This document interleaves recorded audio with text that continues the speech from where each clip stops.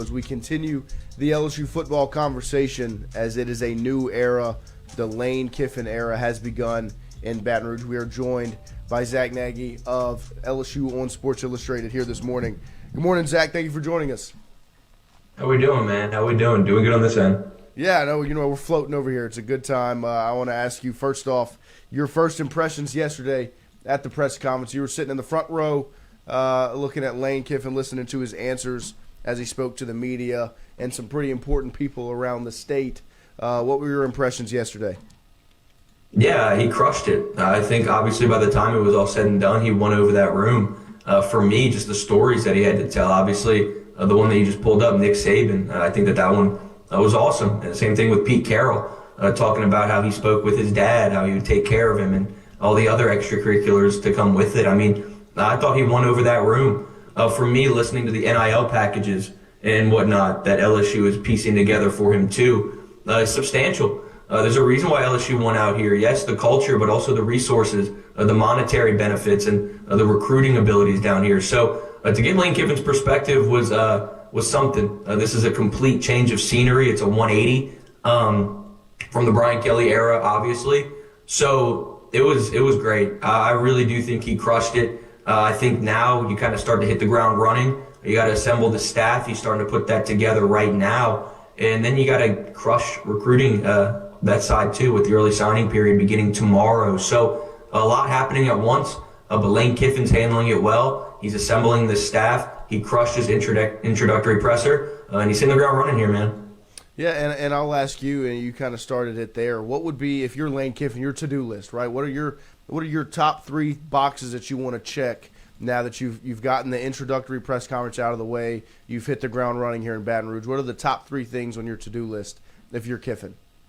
Yeah, number one was to sign Charlie Weis to a term sheet, which he did last night.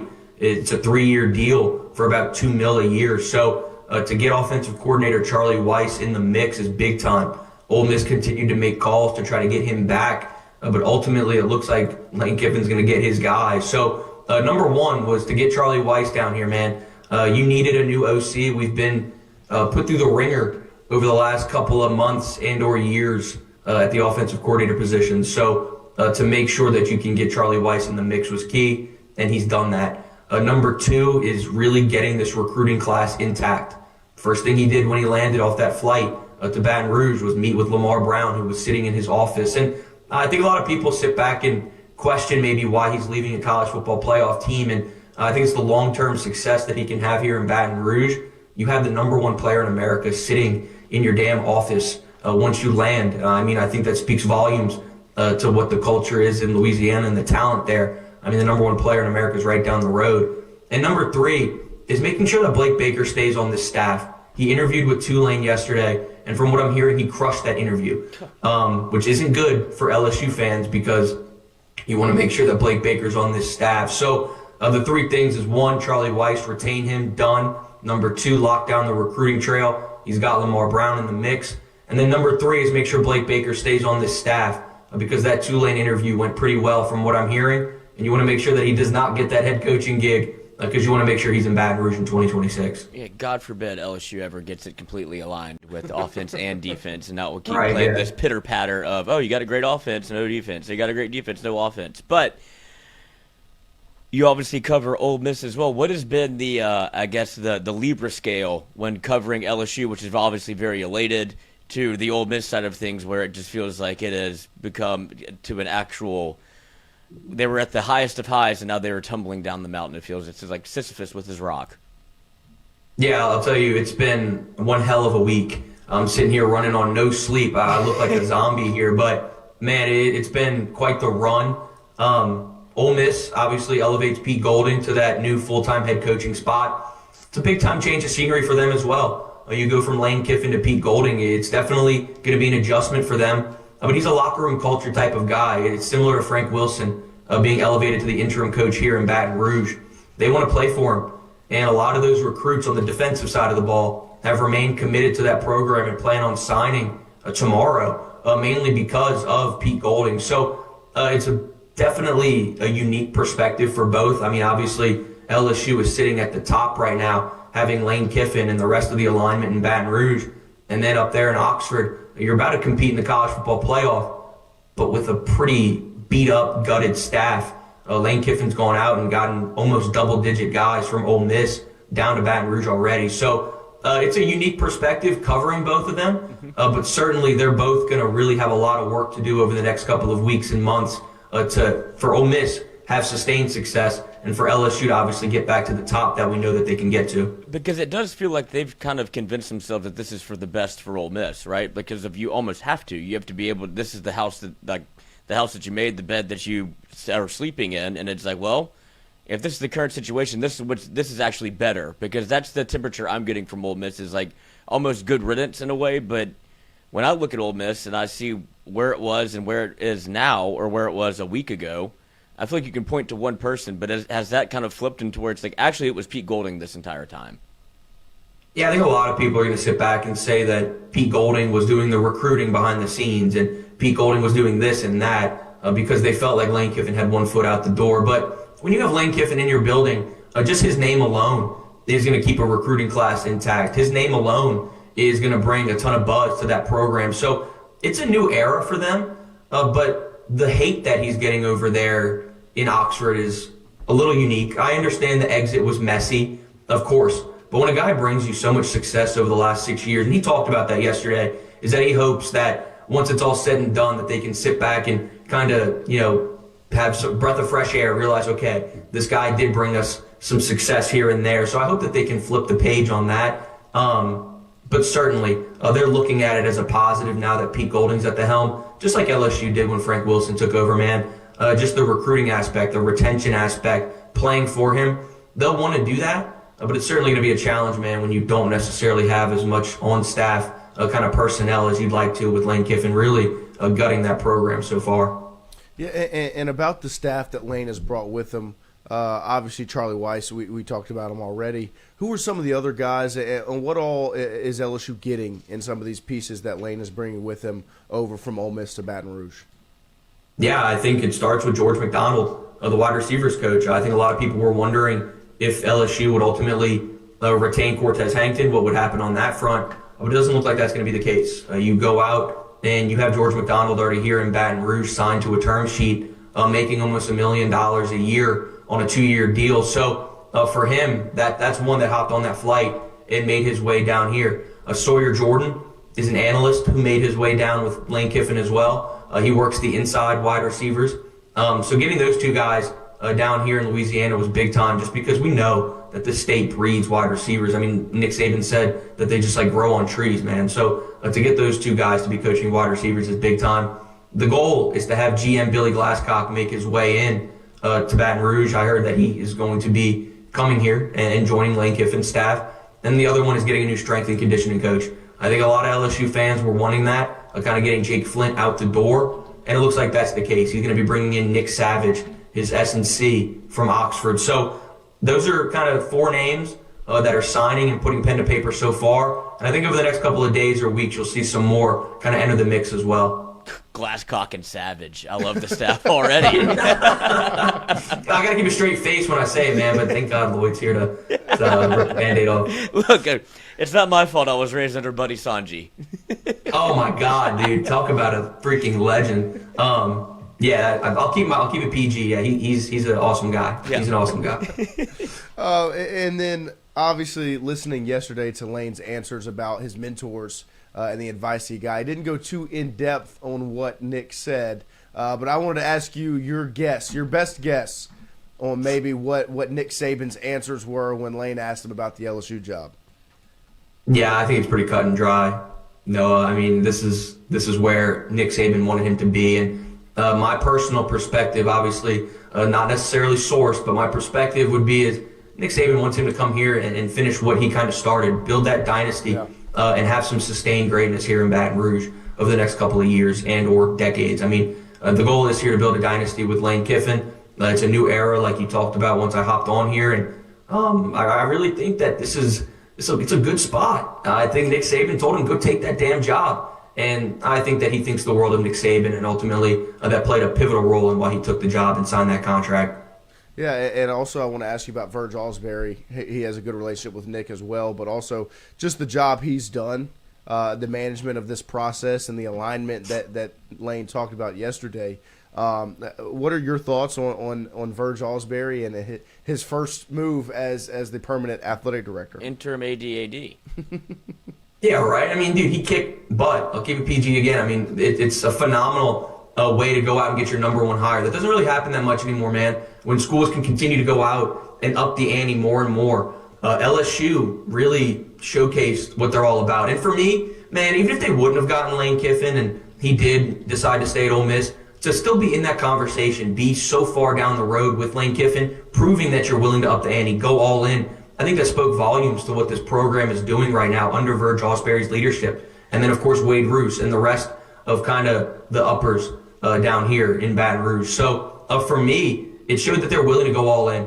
And Verge Osbury did just that. And he's a cool dude. This is a guy who Lane Kiffin said he's going to have a hands-off approach and let him do what he wants, obviously, in that operations building and allow him to build what he wants on his own accord. So I loved what Verge Osbury had to say yesterday, and I loved what Lane Kiffin had to say about him, too. To go out and swing on that first pitch and hit a home run as your first big-time move as the AD, yeah, I think he kicked butt. I'll keep it PG again.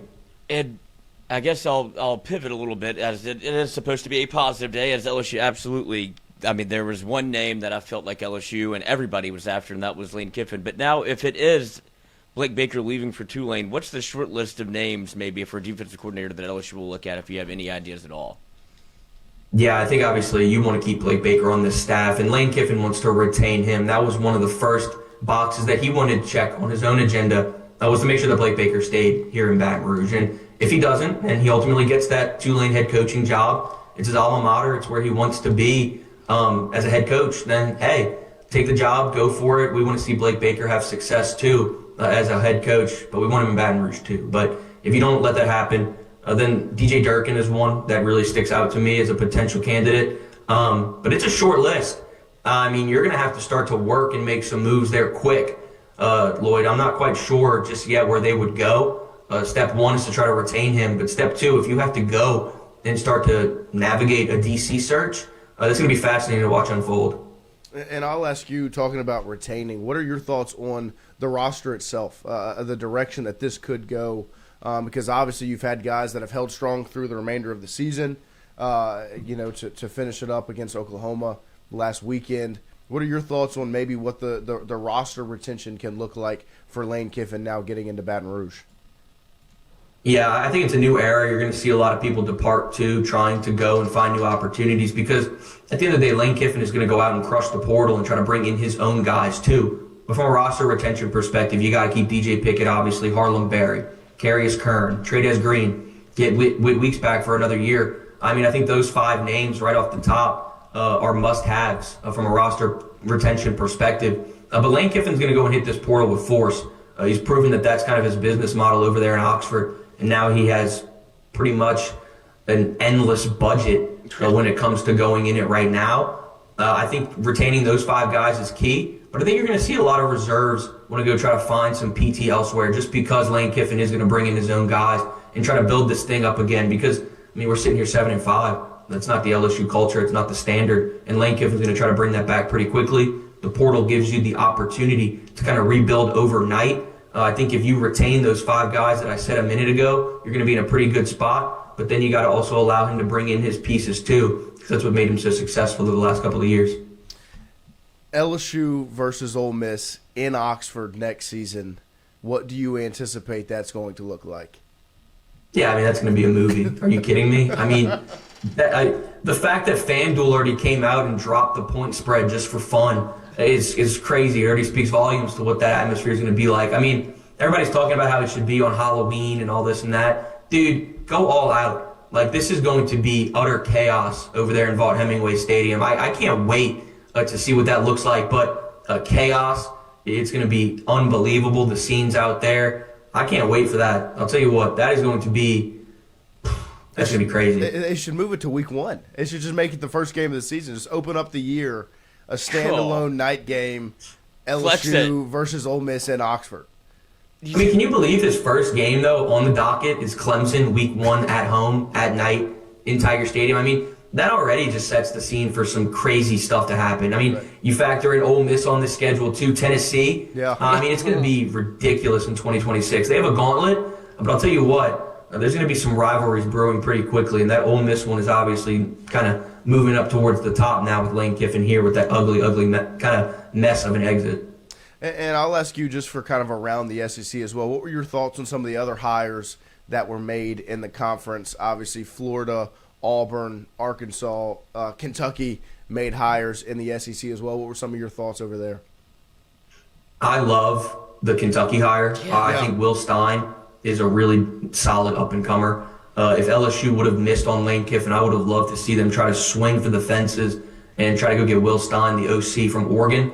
I think that would have been an awesome hire. I think they knocked it out of the park over there in Lexington. I love that hire. And then John Summerall, like you said, I mean, that's pretty much the casual one over there. They wanted him once they missed out on Lane Kiffin, and they got their guy pretty quickly. I think he is up and coming, a defensive-minded coach who's really going to assemble a staff pretty quickly out there and recruit his butt off.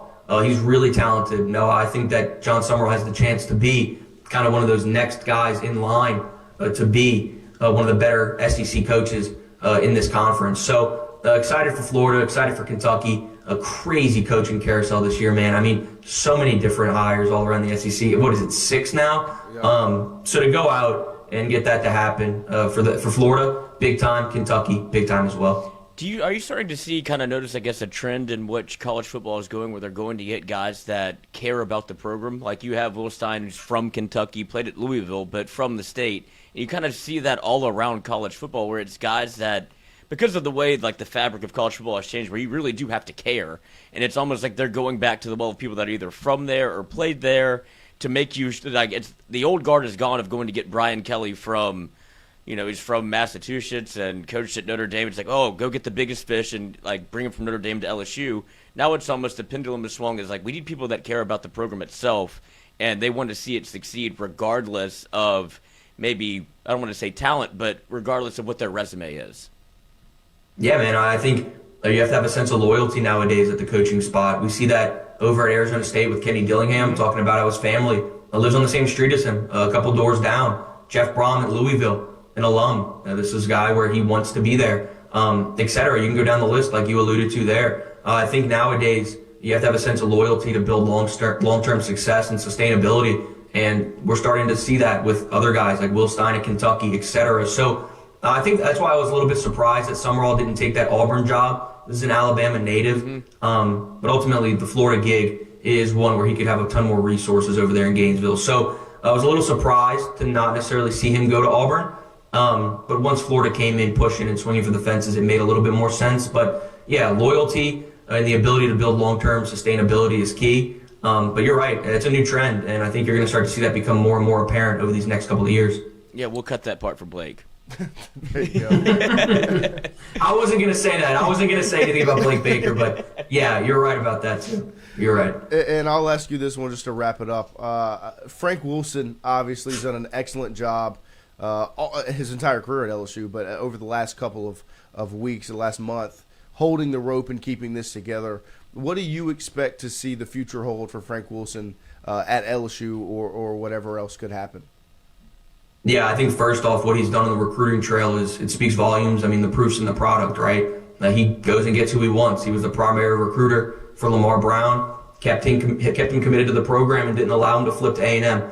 I think what he's done from a roster perspective is really, really, really mind-blowing to keep this unit intact as it has. I mean, you could have seen guys flip right off the bat, but so far you've only seen one go elsewhere. So what Frank Wilson's done from a recruiting perspective is key. I think tomorrow is going to be really fun for LSU, by the way, during the early signing period. But the roster retention aspect, too, to not have anybody enter the portal during the season. You saw Ashton Stamps ultimately leave the program, but for him to keep it intact, it was awesome. I think Frank Wilson is a must-have on this staff. Whatever role you can put him in, you have to do it.